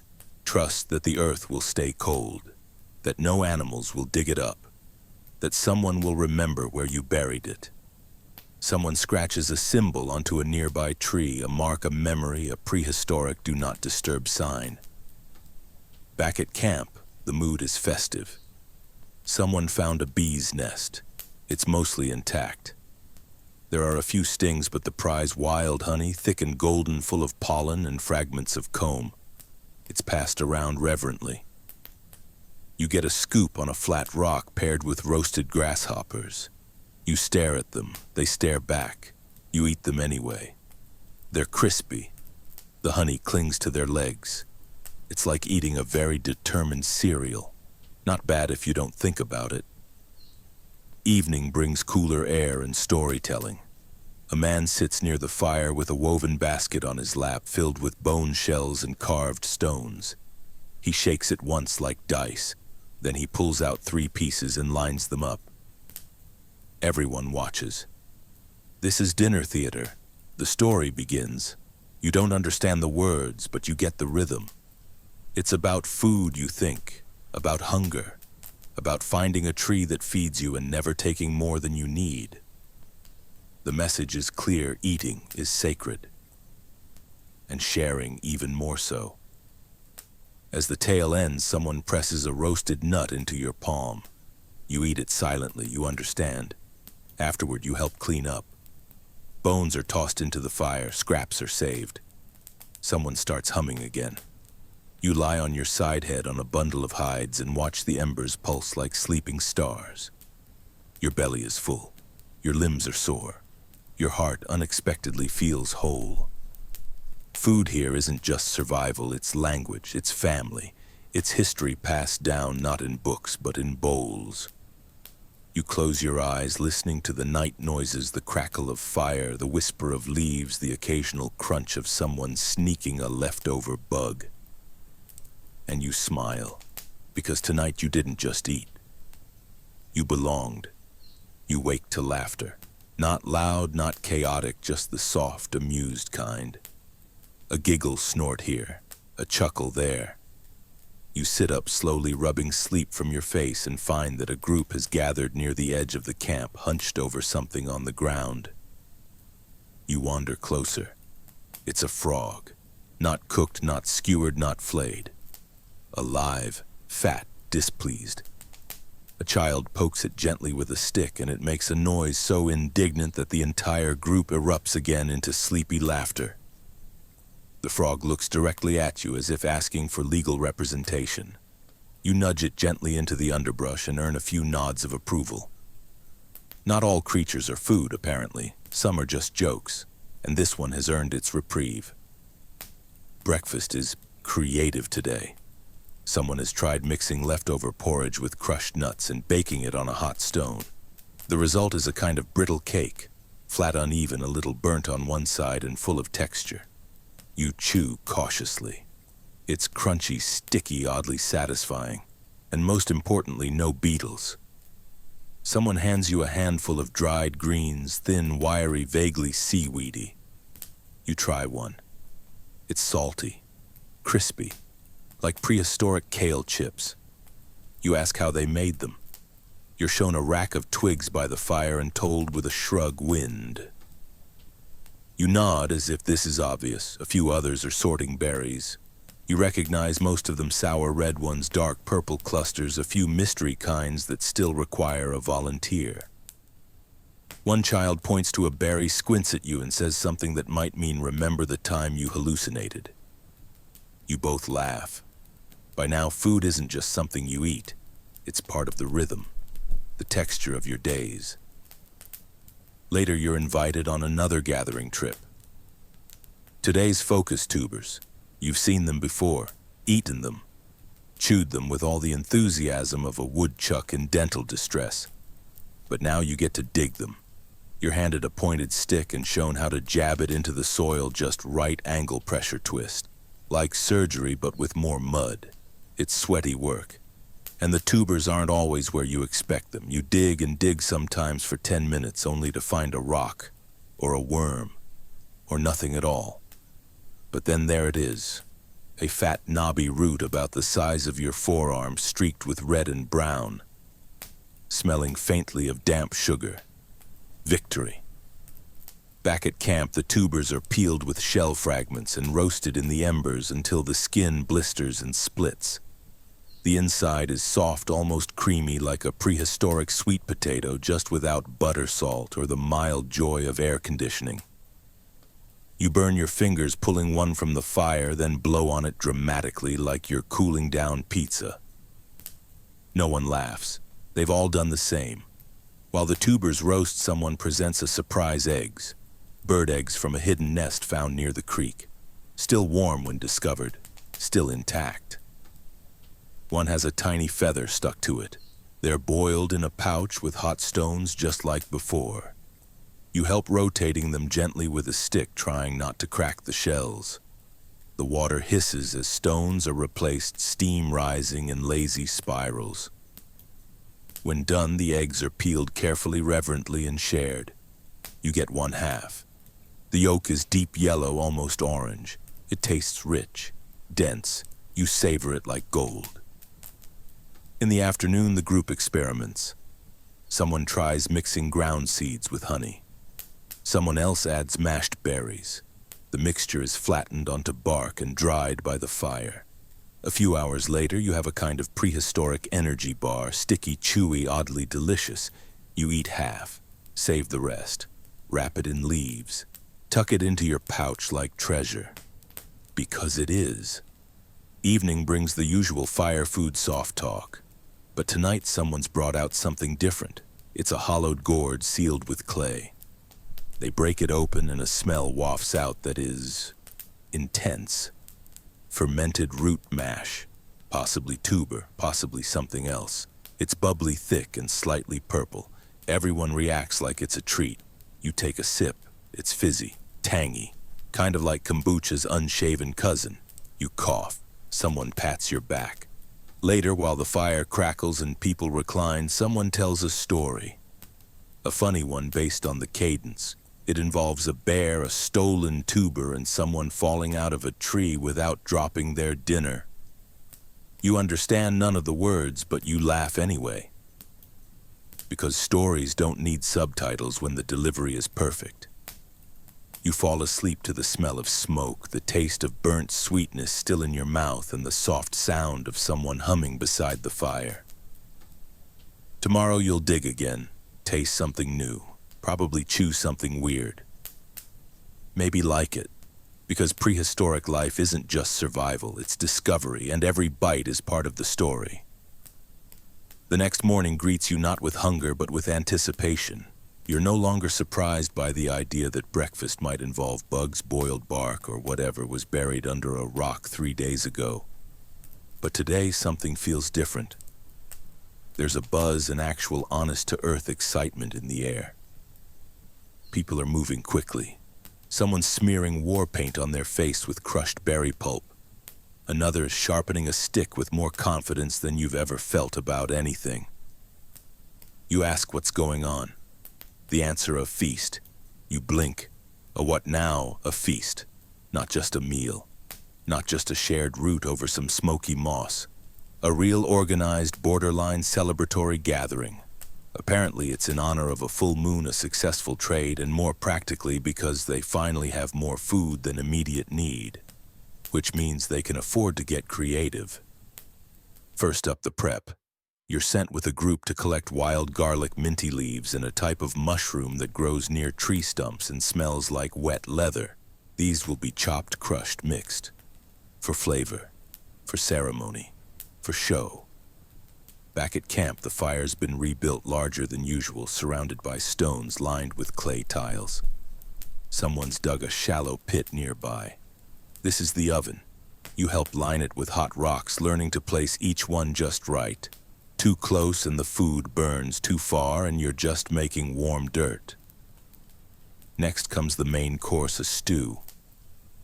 But not just any stew. This one includes smoked fish from the trade, leftover squirrel from 2 nights ago, chunks of root vegetables, bitter greens, and yes, some of the safeish berries that no longer induce visions of flying bears. All of it goes into a hide pouch suspended with sticks over the fire. Heated stones are added to the water. The stew bubbles, spits, sings. You're given a task: stir. You take the stick. Gently swirl the contents. It smells like salt smoke and something unfamiliar, something sharp and vegetal and promising. Someone brings you a skewer of roasted snails dipped in honey. You eat 2 without flinching. You've changed. And then comes dessert. Yes, dessert. It's a mix of mashed nuts, dried fruit, and something they call sky sugar, which turns out to be crystallized tree sap, collected on cool mornings and stored in leaf wrappings. It's chewy, sweet, almost mapley. You help shape the mixture into little balls and roll them in powdered charcoal and wild mint. They look like dirt-covered pebbles.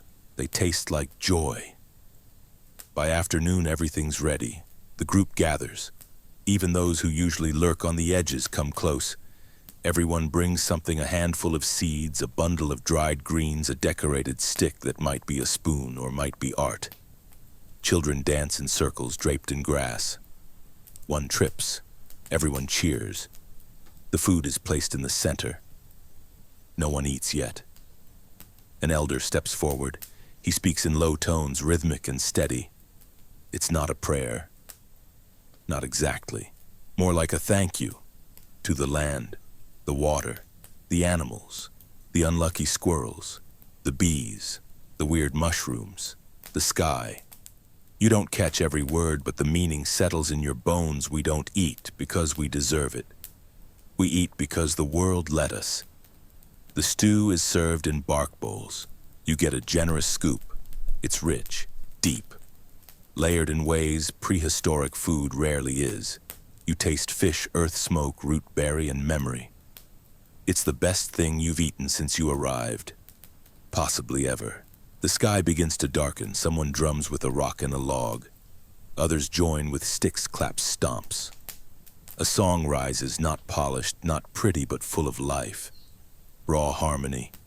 You're pulled into the dance. You don't know the steps. No one cares. You sway, step. Laugh when you trip. You're given more stew, more tree sugar. Someone paints a line across your cheek with ash and smiles. There's no schedule here. No speeches, just celebration, togetherness. A brief, perfect pause in a difficult life. Later, someone pulls out a carved bone flute and plays a slow melody. You sit beside the fire, watching the embers float upward, belly full, headlight, limbs heavy in the best way. A child curls up beside you, holding a woven pouch of crushed nuts. She offers one to you. You take it. She falls asleep. You almost do too. The feast winds down. Dishes such as they are licked clean, wiped with moss, or thrown in the fire. People curl into each other. The fire cracks gently. Somewhere a frog croaks a sleepy solo. You lie back staring at the stars, so bright, so sharp, you could swear they're watching. This is what it's like, you think, to be full. Not just of food, but of presence, of place, of people who shared what little they had to make something special. It might be gone tomorrow. But tonight you feast. You wake to silence. Not the kind that means danger. Not the thick, too quiet hush that comes when predators are near. This silence is different, soft, warm, earned. The kind that wraps around you like a well-worn blanket after a night of singing, dancing, and eating your body's weight in root stew. The fire's still glowing. Just barely. A few people are still sleeping, limbs draped over hides. Feet sticking out awkwardly, a half-eaten honey nut ball cradled lovingly against one person's chest. You smile. You feel it in your cheeks. Not because anything's especially funny, but because your entire body is still humming from the joy of being alive and not hungry. You stretch. Everything pops. Everything's sore. Everything's worth it. There's no rush today. The mood is slower, looser. People shuffle, not march. You take your time rising. Step carefully over someone snoring. Wander toward the creek to splash cold water on your face. It shocks you into the present in the best way. Breakfast is modest, a handful of reheated stew, a piece of dried fish, a berry or two left over from last night's spread. But you savor it. You eat like a person who remembers what it's like to go without. Someone asks you to help gather clay. Not food today, not even firewood. Clay. You say yes. You walk to the riverbank with two others, a child skipping behind you carrying a flat woven basket like it's a treasure chest. The spot they lead you to is quiet, shaded, soft with mud. You dig into the earth with your fingers, scooping out heavy lumps of dense gray clay. It's cool, sticky, smells like rain and old things. You fill the basket, carry it back. Your arms ache, your shoulders tighten, but you feel useful. The clay is for pots. Pots for cooking, for storage, for trading, for boiling water so people don't get sick. These pots might hold food that feeds someone else. Might make their life easier. Might outlive you. Someone lets you help shape one. They show you how to coil, how to smooth with a damp leaf, how to fix a crack before it becomes a disaster. The pot is lopsided but solid. You leave it in the sun to dry proud. Back at camp, a boy is trying to make a sling out of bark fiber. He throws a stone that flies directly into the stew pot and cracks it. Everyone groans. He looks horrified, then bursts out laughing. So does everyone else. The cracked pot is turned into a planter for herbs, because nothing is wasted. Not food, not tools, not effort. You spend the afternoon helping with prep for the next hunt, not because you're hunting, but because you can tie twine now without tangling it around your ankle. You help braid a net, gather feathers to fletch arrows, sharpen a stick with a stone until it could probably poke something unfortunate. You've stopped asking what meat is. If it doesn't have eyes, you eat it. You eat lunch under a tree, flatbread, a smear of bitter paste, a piece of fish that smells better than it looks. You chew thoughtfully while someone carves a fish hook from bone beside you. It's hypnotic the way they work, quiet, efficient, full of intention. Everything here is like that. Nothing just happens. Every meal has a backstory.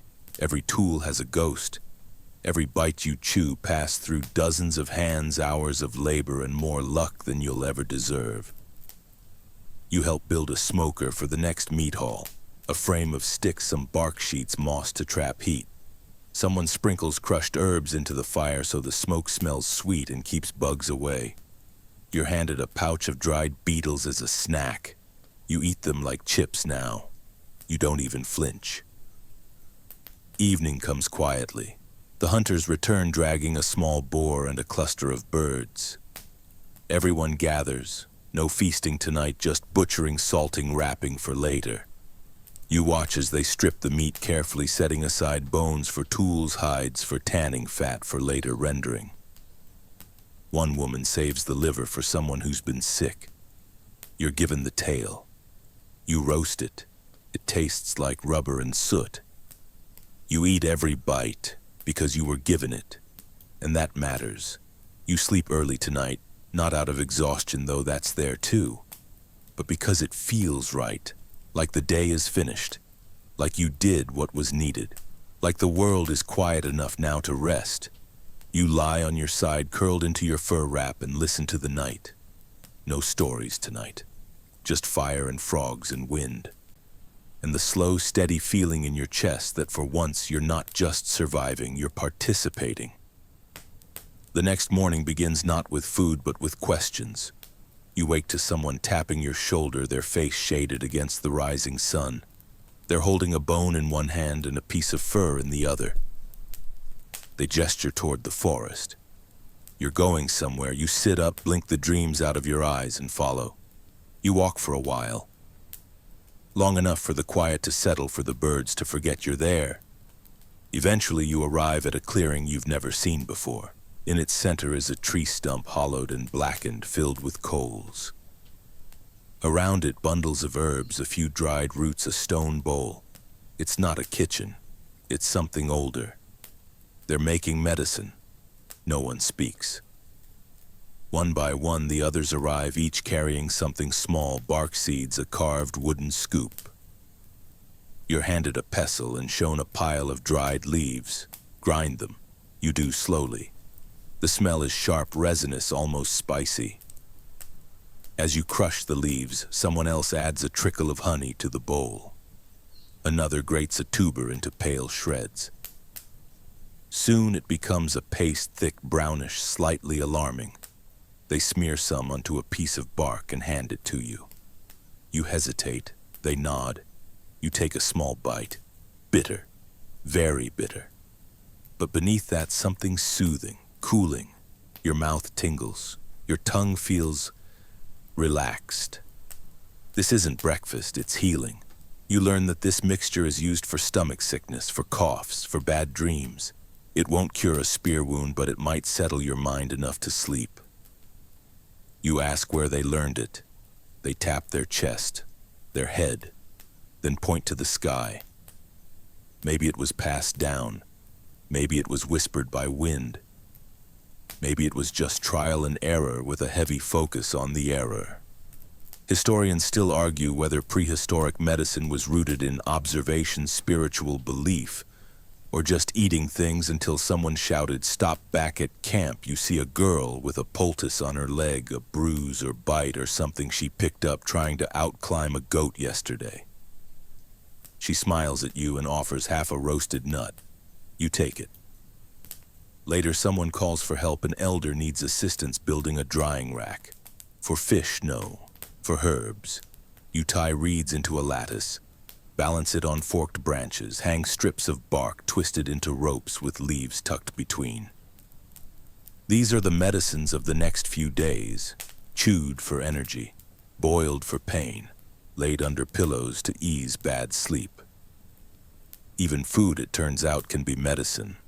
At midday, you eat slowly boiled root mash, a spoonful of bitter green broth, a roasted snail dipped in something sour.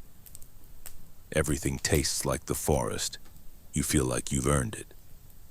That afternoon, a small group returns with something unexpected: fruit. Again.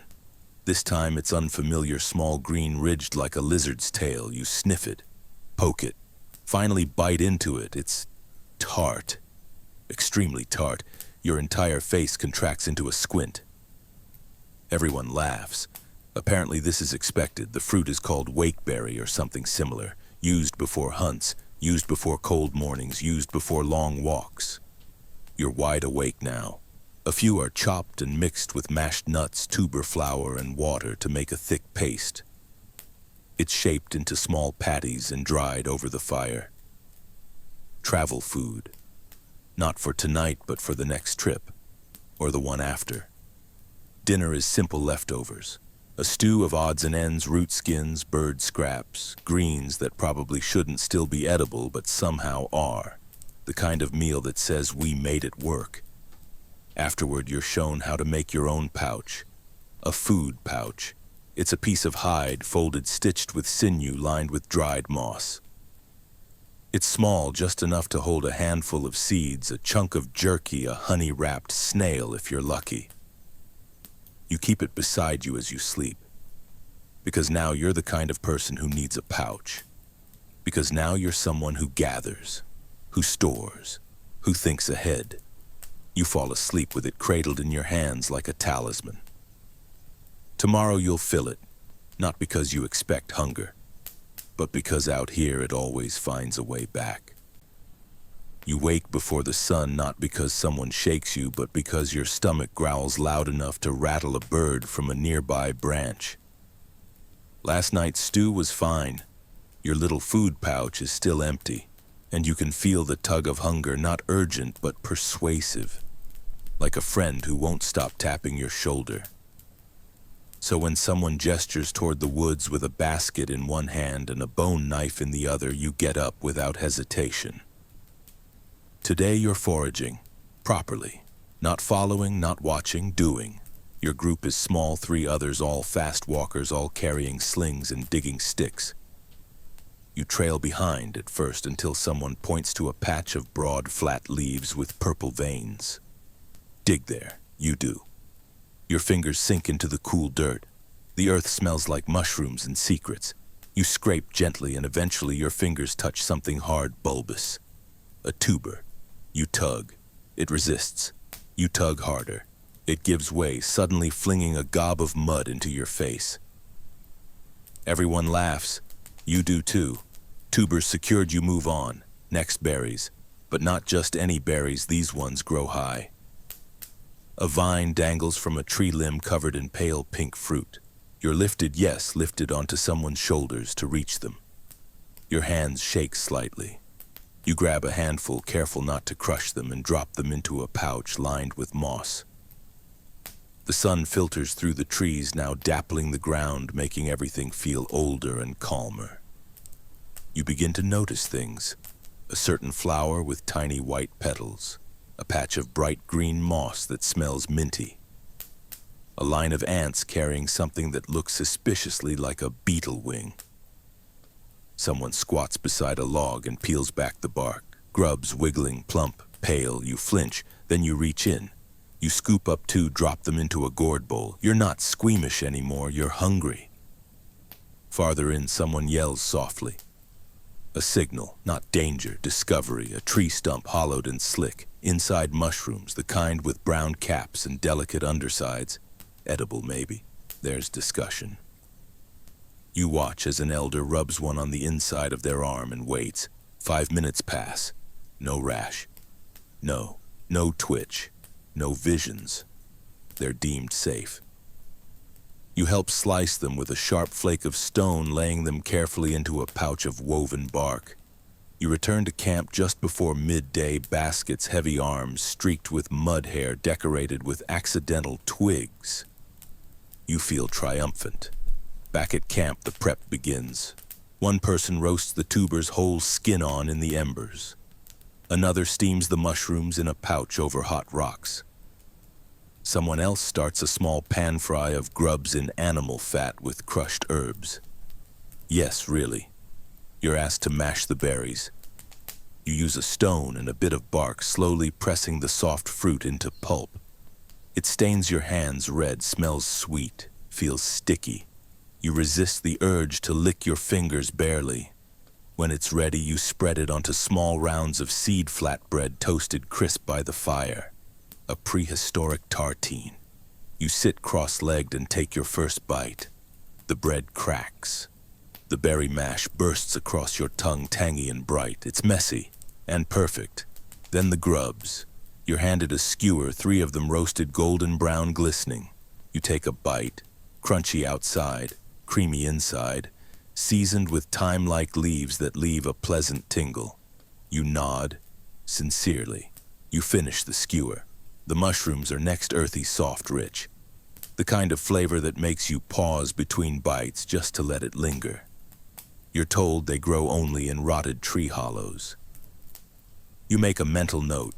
The tubers are split open, steam pours out. You grab one with a stick, burn your fingertips, yelp softly, then grin. It tastes like roasted chestnut and potato had a child and raised it in smoke. Someone pours a splash of fermented fruit drink into your cup. You sip. Fizzy, Dry. A little rude. You like it. The meal is shared with ease.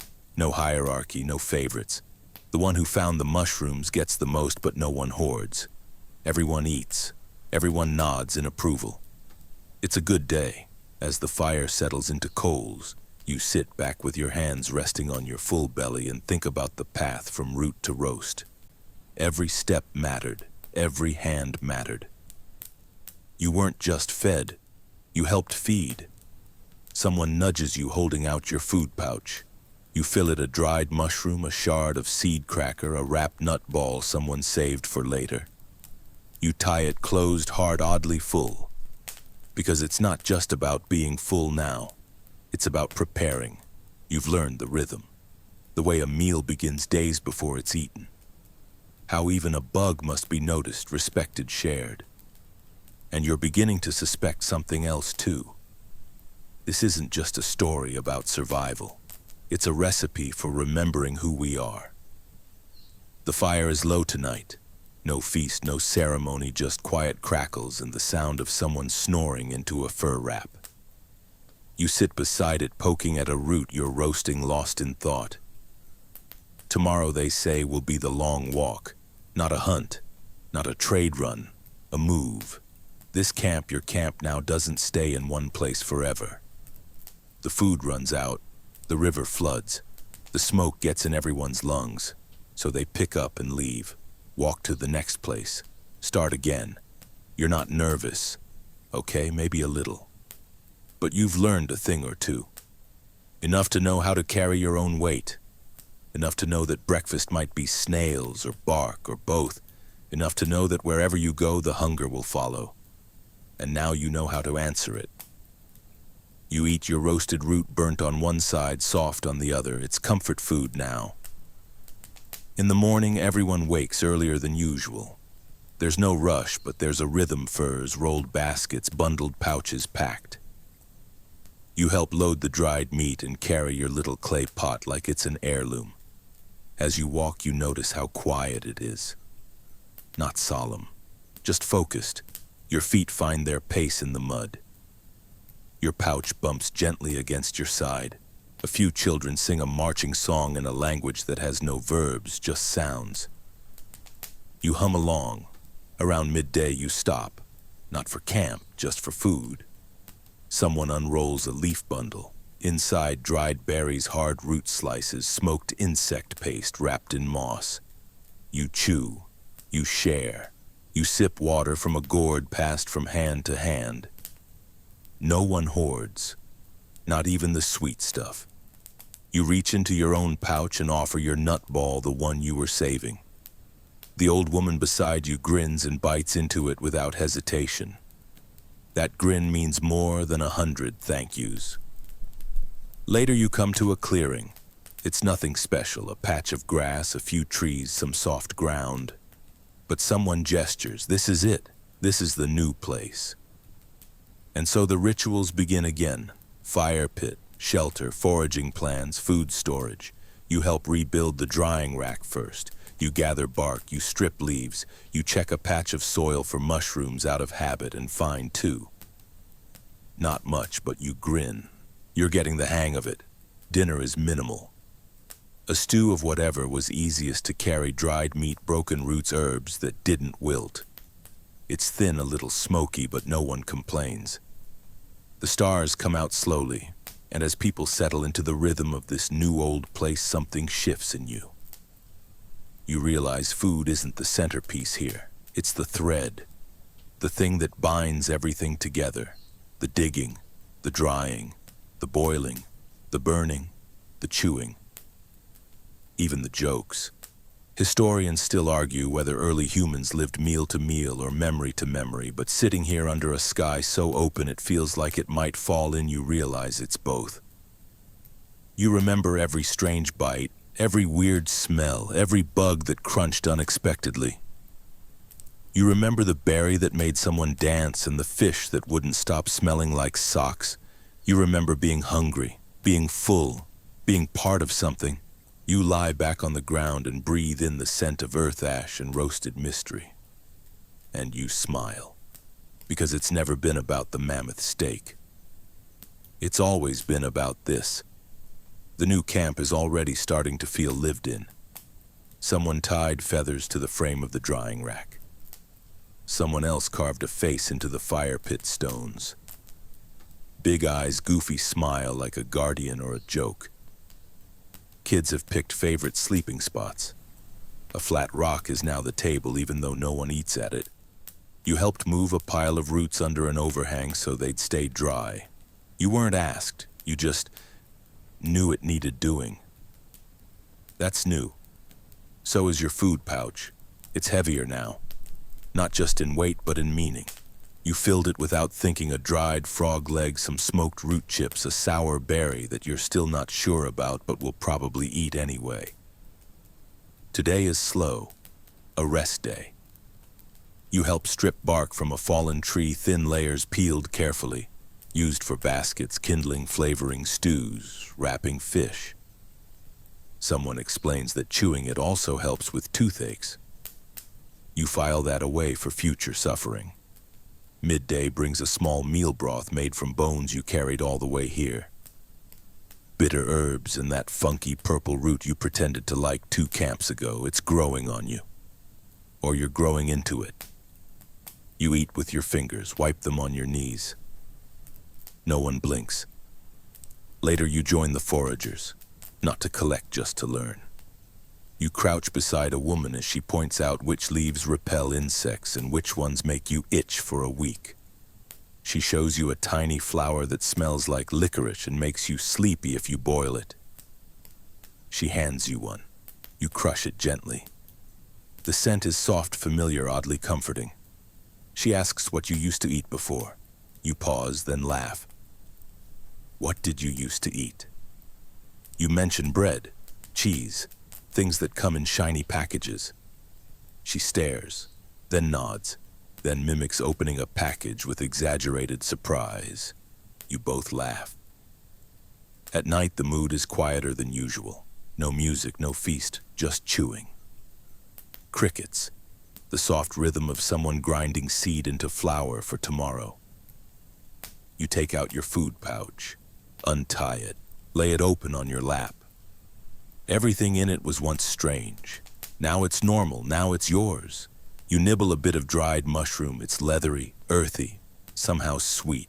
You lie back, hand resting on your stomach, the stars blinking down through trees that feel like they've known you forever. Someone nearby coughs. Someone else hums. Someone starts to snore, and a small pebble sails through the air toward their general direction. You smile in the dark. The fire crackles. A few people sit near it, sharing the last of the travel stew, leaning against each other. You hear a whisper and then quiet laughter. You don't say anything. You just feel it. The weight of the day, the warmth in your bones, the knowledge that if you had to, you could do it all again tomorrow. The foraging, the chewing, the confusion about whether that nut will kill you or just make you weird for a few hours. You could do it. You already have. You close your eyes, arms folded, pouch tucked close to your side. And in the quiet of the prehistoric dark, you think you didn't just learn what they ate. You lived it, one weird root at a time. Now the fires are low. The food is eaten. The tools are stashed. The forest has gone quiet again, its creatures curled into their burrows, its leaves still under the weight of night. You lie there on soft earth, your body heavier than it's been in days, not from effort but from fullness. Your stomach hums with roasted root and smoked fish and strange little things you never thought you'd dare to swallow. But you did. And you're here. The air is cool now. The sky wide and velvet, the stars blink slowly like they're trying to remember your name. There's no sound but the occasional sigh of a breeze through tall grass and the almost imperceptible creak of wood cooling after a long, smoky burn. Your limbs relax. Your breath slows. You feel the rhythm of an older world pulsing gently under your back. This was a place without clocks, without recipes, without schedules. Only hunger and rhythm. Only memory and fire. Only people who knew how to share, and now you've walked their trail. You've chewed their roots, sucked marrow from their bones, swallowed their beetles, and sipped their fermented dreams. You belonged with them, and you still do. So let the night take you now. Let your body soften. Let your thoughts settle. Let the fire fade behind your eyes. You're fed, you're full, you're safe.